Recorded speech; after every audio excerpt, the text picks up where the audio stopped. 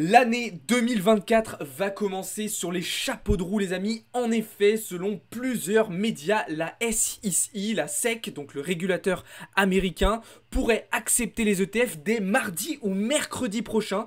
Ça lancerait donc l'année 2024 vraiment de manière ultra dynamique et on pourrait donc avoir une semaine prochaine très agitée sur le marché crypto. C'est la news qui vient de tomber aujourd'hui. En tout cas, bienvenue à toutes et à tous les amis dans cette nouvelle vidéo. J'espère que vous allez bien.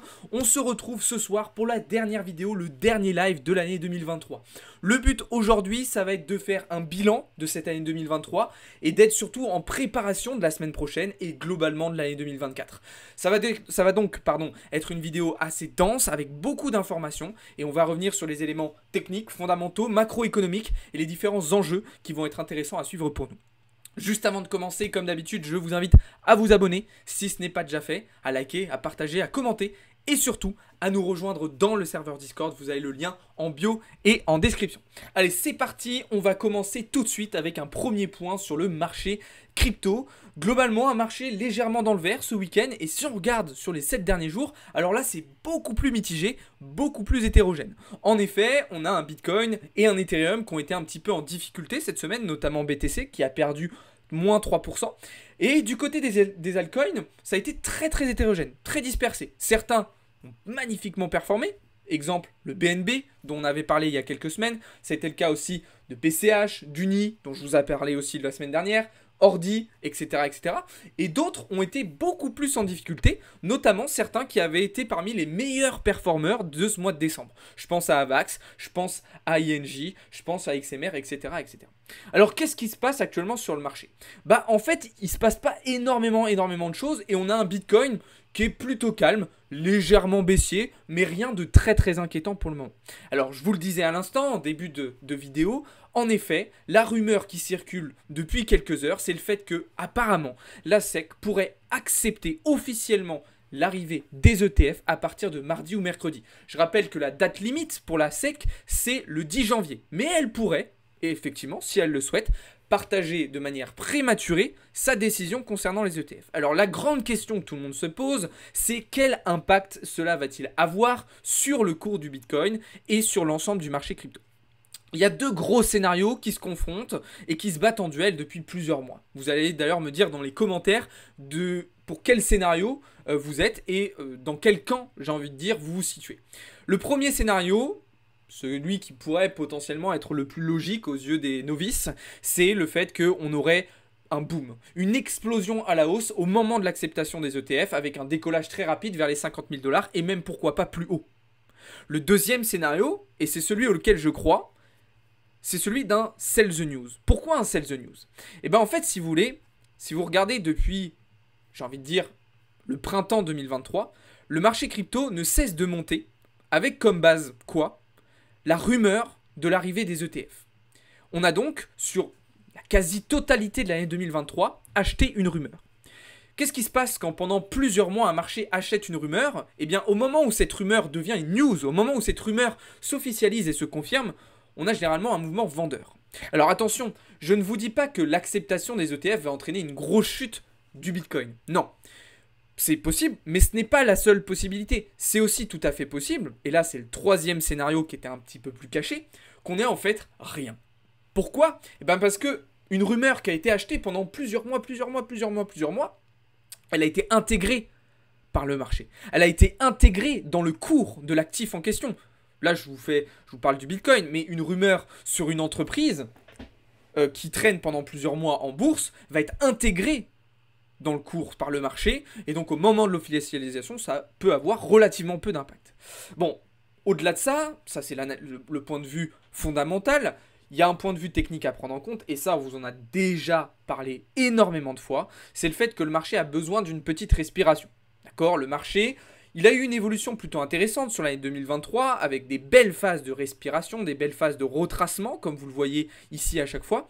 Le problème, c'est que depuis le mois d'octobre, on n'a pas eu ces phases de retracement. On n'a pas eu ces phases de respiration comme on en avait pu en avoir sur les précédentes phases de l'année 2023.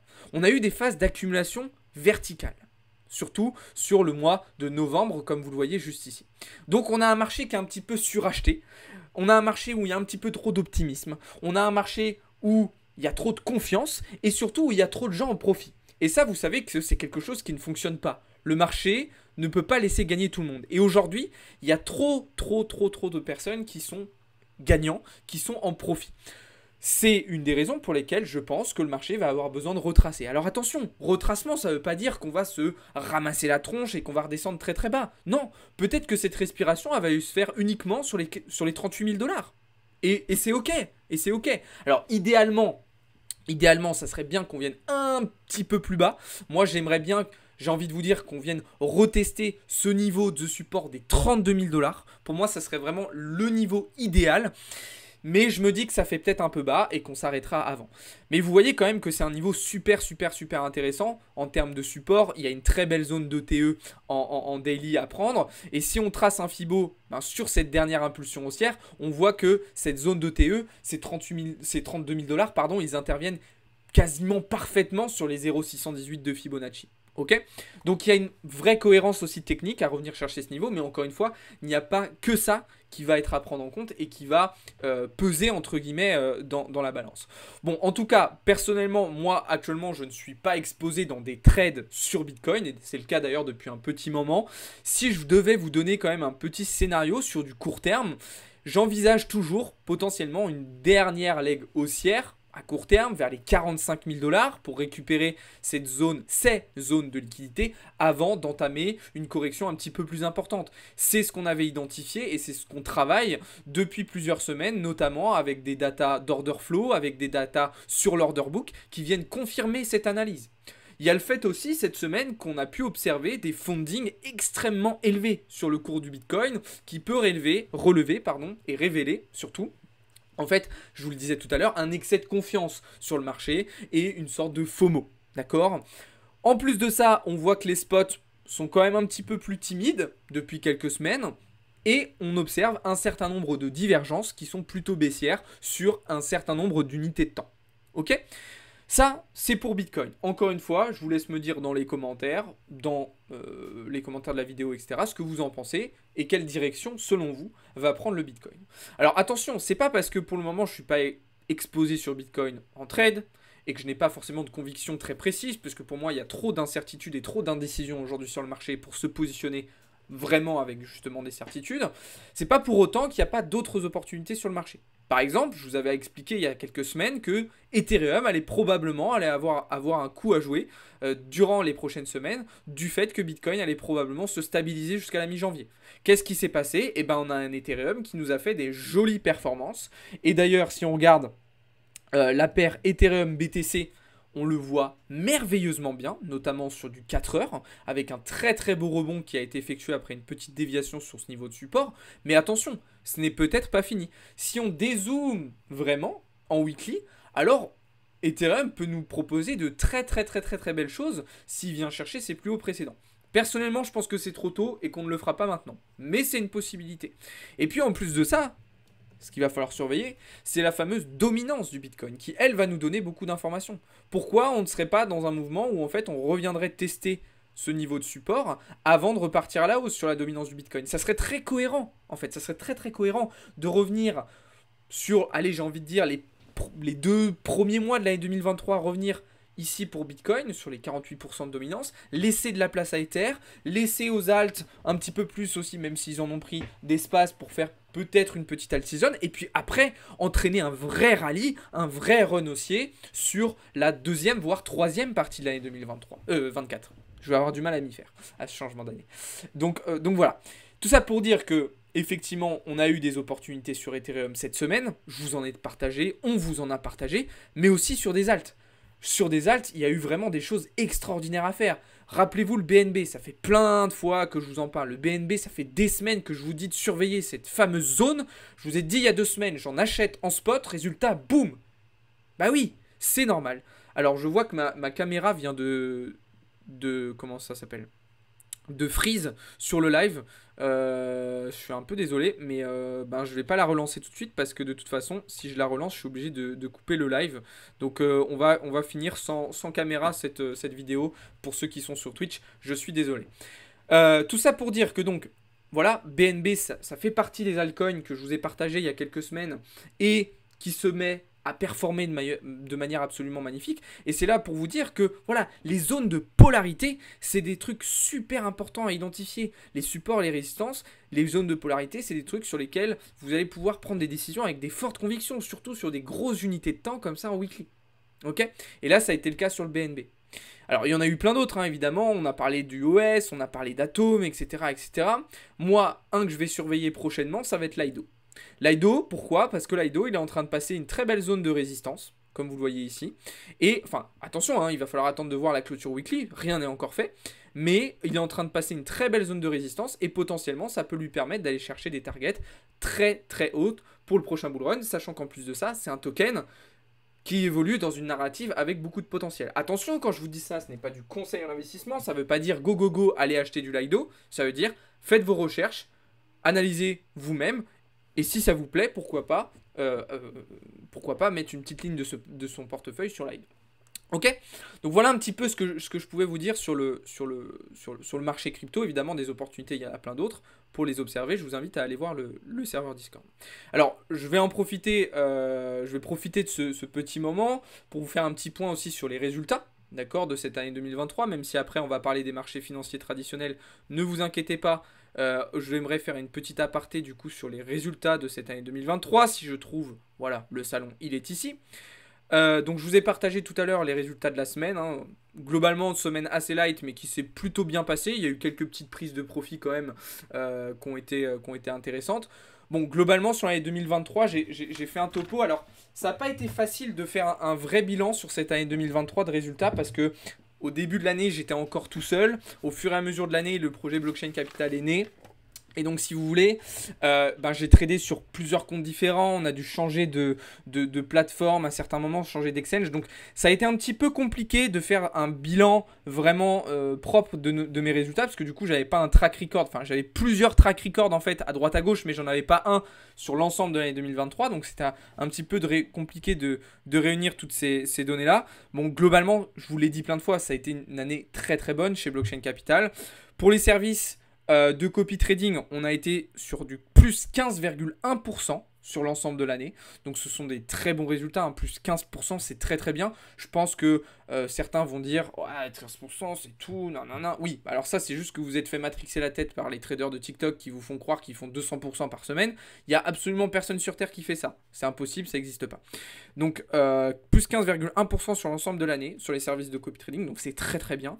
Et alors sur mes comptes perso / contre entreprise, parce que du coup les deux ont été réunis, alors là grâce à la montée du marché crypto, on a fait une performance extraordinaire de plus 187% sur l'ensemble de l'année. Donc c'est des très très grosses performances. Évidemment, dans ces performances, on parle de trading futur et de trading spot, hein. Évidemment, je ne vous parle pas juste du trading futur.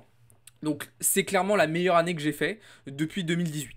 Okay, depuis 2018, c'est la meilleure année que j'ai pu faire, plus 187,5%, donc notamment grâce à la montée du marché crypto, grâce aux belles performances de l'or et aussi des indices américains sur cette fin d'année, même si globalement les indices américains, enfin européens surtout, m'ont plus limité mes perfs que augmenté, mais globalement vous l'avez compris, c'est une très très bonne année qui vient de s'écouler pour moi et pour nous chez Blockchain Capital, puisque je ne suis pas le seul trader, hein, on est une bonne petite équipe dans le département trading uniquement chez Blockchain Capital. Donc voilà, très très satisfait de cette année en termes de résultats, même si la dernière partie a été un petit peu plus compliquée, j'ai envie de dire, ça reste quand même extrêmement bien. Voilà, c'était une petite aparté que je voulais vous faire concernant les résultats de Blockchain Capital et mes résultats perso, même si les deux sont liés bien évidemment. Encore une fois, si vous voulez un historique de tous nos résultats, eh bien vous les avez dans le serveur Discord, d'accord, qui sont partagés chaque semaine. Vous avez aussi mes track records qui ont été partagés, d'accord, donc vous avez tous les résultats de manière totalement transparente si vous le souhaitez. Je vous laisse aller voir ça. Il y a tout de détaillé depuis très longtemps maintenant, depuis l'ouverture du Discord, et puis même avant il y avait mes résultats sur les réseaux, etc., etc. Voilà pour cette petite aparté, on va pouvoir désormais passer du côté des marchés financiers traditionnels, les amis. On va commencer par parler du dollar pour les marchés tradis. Le dollar qui a cassé son fameux support technique des 102 points, c'est un niveau très très très important. Alors attention, il y a d'autres niveaux protecteurs un petit peu plus bas sur le dollar, donc c'est pas encore totalement terminé. On avait vu par exemple que sur l'année 2023, on est quand même passé 3 fois, enfin, avant celle-ci, on est quand même passé 3 fois sous support technique avant d'entamer des gros mouvements haussiers. Donc attention, il ne faut pas crier victoire trop vite, mais c'est vrai qu'au vu de la situation autour des banques centrales et de la possibilité de la baisse, la possible baisse des taux d'intérêt directeurs, on est quand même plutôt dans une situation où oui, le dollar ne devrait pas refaire de nouveaux plus hauts avant plusieurs années, je l'espère. Donc voilà, maintenant sur du plus court terme, pour moi c'est pas du tout impossible quand même qu'on revienne au moins tester le niveau cette fois-ci en résistance, voire même peut-être faire une petite déviation au-dessus. Ça va vraiment dépendre de ce qui va se passer dans les prochaines semaines, et on reviendra d'ailleurs juste après, vous allez le voir, sur le calendrier macro de ce début d'année 2024. En tout cas, le fait que ce dollar ait chuté fortement, ça a entraîné quand même pas mal de répercussions sur les marchés tradis, sur les cross assets. On pense notamment à l'or, qui a très très bien fini cette année 2023. Ça a été le cas aussi sur les indices américains notamment, qui ont été très très forts. Je pense au Dow Jones, je pense au Nasdaq, je pense aussi à S&P 500. D'ailleurs, globalement, ces indices, pour le moment, il n'y a pas de raison de les shorter. Ils sont sur des plus hauts. On les observe, on les surveille. Le Nasdaq a été celui qui a montré les plus gros signes de faiblesse sur cette fin d'année. Quand même, on a eu quelques journées où on s'est fait peur, mais ça reste dans une tendance haussière, ça reste solide.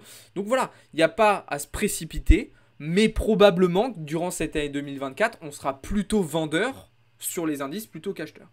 Et d'ailleurs, pour faire la transition avec les indices européens, ça va être sensiblement la même chose, d'accord? Alors évidemment, là aussi, pas de gros signaux de faiblesse pour le moment, mais des données macroéconomiques et fondamentales qui nous indiquent tout de même qu'on devrait avoir plutôt du retournement du retournement. En tout cas, un petit peu de correction, de respiration en 2024 sur ces indices. Ok.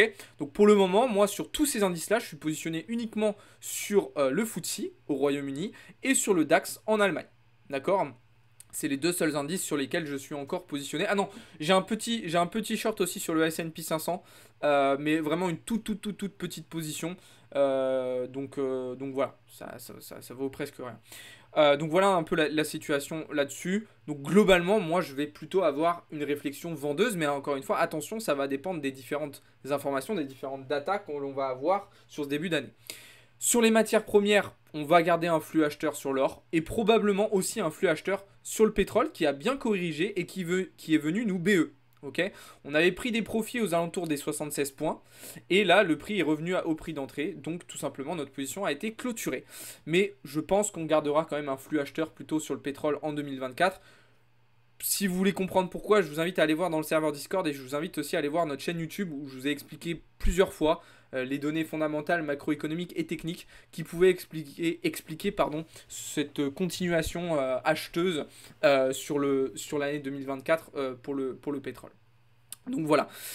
Globalement, bon, ça a été une année assez intéressante sur les marchés. Je vous ai dit mes performances juste avant. Ça a été une année pas toujours facile puisqu'on a eu quand même pas mal de petites surprises sur certains actifs. Ok, on peut aussi dire que quand même cette année 2023, merci pour le follow Krustibast sur Twitch, on peut dire quand même que cette année 2023 elle a quand même été bien boostée par le secteur de l'intelligence artificielle, et là je pense notamment aux indices américains, notamment S&P 500 qui ont été vraiment portés par ce secteur-là, les grosses capitalisations de la tech aux États-Unis qui ont eu un rôle primordial dans cette année 2023.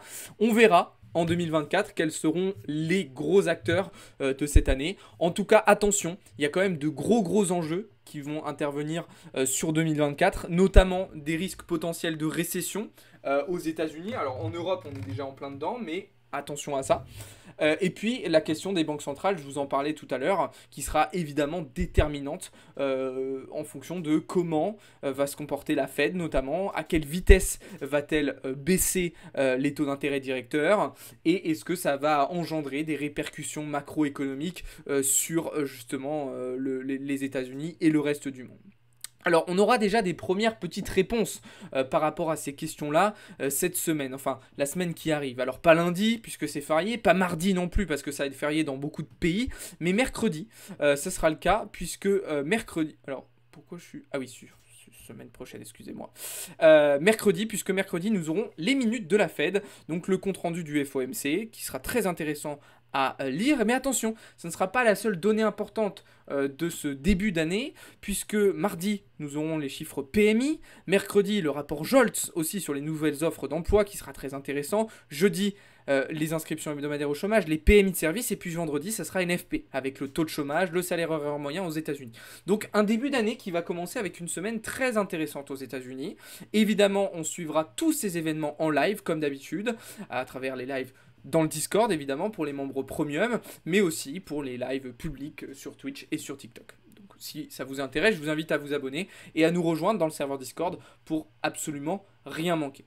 Alors cette semaine elle a été light, hein, je le sais, mais il y a quand même eu des petites choses intéressantes à retenir, notamment sur la fin de semaine, avec jeudi des inscriptions au chômage aux États-Unis hebdomadaires qui sont reparties à la hausse, et des stocks de pétrole brut, à l'inverse, eux qui ont chuté très très fortement, contrairement aux estimations, qui envisageaient une baisse un petit peu moins impressionnante.